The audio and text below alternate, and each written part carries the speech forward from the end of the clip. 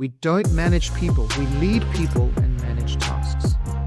Hey, I'm Dimitri, counsellor, coach, speaker, and leadership specialist. And for the past few years, I've had the privilege to help hundreds of schools, businesses, clients, and leadership teams turn confusion into clarity and talk into measurable results.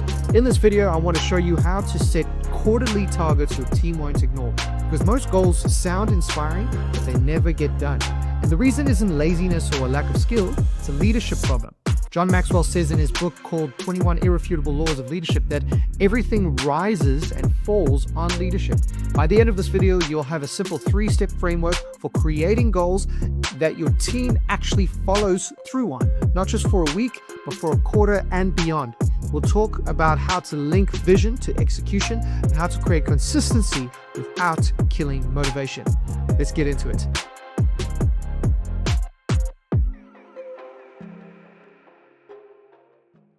Now, most leaders set goals that die in the meetings, right? They sound great in January, but by March, they're completely forgotten. Why? Well, because goals often live in isolation. They're not connected to daily actions, accountability, or personal ownership. If your goals only exist on paper, they'll stay on paper.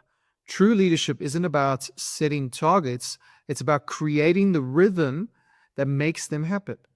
The first step is to move vision into translation. A goal without context is just noise, right? Your team needs to understand why it matters. Here's the psychological truth about that. The human brain doesn't commit to ideas, it commits to meaning. It's wired to prioritize the things that are deemed important to it for things such as survival and relevance. The hard truth of this is if your goals have no relevance whatsoever, they won't be achieved. So instead of saying we need to increase performance this term, try saying something more specific. We're aiming to improve performance by 10% so that our clients leave this year more confident and capable. And here's how that connects to our mission, ... When people see how their goals connects to something bigger than themselves, their brain switches from compliance to contribution. Most human beings on this big blue marble want to have an impact and feel as though what they're doing has purpose. All we need to do when we're relaying the goal or vision is to align it to meaning and purpose, one that sort of resonates with us as people. Now, a leadership tip is always frame your vision with these two anchors: purpose, why this goal matters, and picture what success will look like when we get there. That's how you move people from knowing the goal to believing it. Big goals fail because they stay big. The best leaders break goals into systems, small, repeatable actions owned by real people. A silly example is the question, how do you eat an elephant? One bite at a time. Right? It's important to understand that we have a limited capacity. If we have to eat an elephant, we can't expect to eat it in one gulp, which is what most people and most leaders, when presenting their goals and vision, expect from their teams. Instead, we need to understand that there will be days when a person will have a bad day or not eat as much as the day before. We are dealing with people, not machines. And so we need to treat them as such and allow for the grace for them to stumble and learn. This is the only way people get better and get better effectively. When planning for the goals, we want to include our team, because when we include them in the planning, it gives them a sense of ownership. And if you watched my previous video on allowing people to take ownership, you understand that it is a vital part of increasing people's motivation. So for example, we can ask our team what behaviors need to happen weekly for this goal to move forward. Who owns which part? How will we measure this progress? You see, if your goals don't have owners, they don't exist. If they don't have ownership, they won't get done.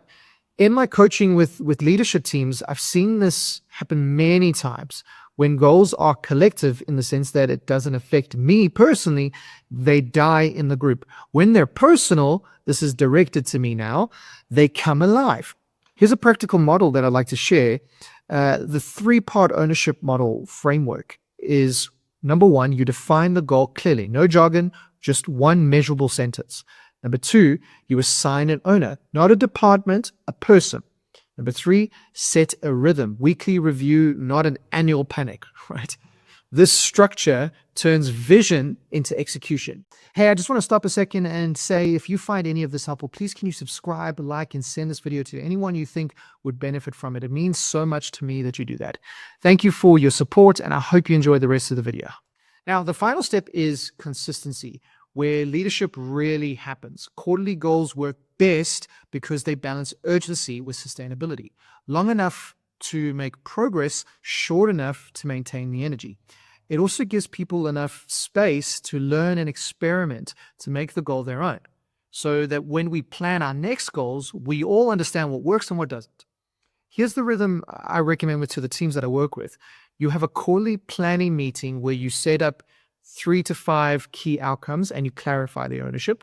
Then you have weekly leadership meetings, which focus on 15 to 20 minutes of accountability, which is not keeping track of the person, but making sure the person is okay and if they need help.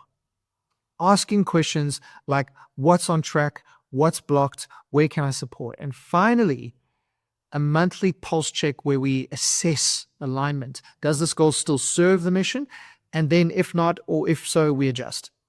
This is particularly important in the beginning as we are still learning the best ways to do this. Later down the line, you might find that, okay, you've got really good at setting effective goals. Then the pulse check is actually not needed. That's great, but don't rush it. The mistake that most leaders make is that they overestimate what can be done in a week and then underestimate what can be done in a quarter. Consistency doesn't require more meetings, it requires better ones. Here's where the psychology comes in. When people achieve small wins regularly, dopamine releases, reinforcing motivation and follow through. That's why rhythm matters, not just structure. It's chemical. Every week, your team gets to see progress, celebrate, and then reset. You're literally rewiring their brains to associate performance with satisfaction instead of pressure. That's leadership. It's consistency that compounds.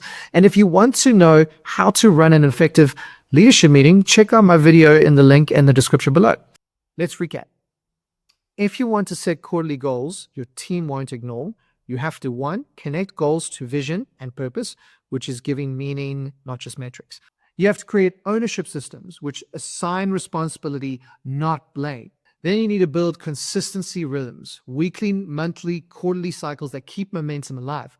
Remember, leadership isn't about shouting the goal louder. It's about building and managing the structures that make it happen.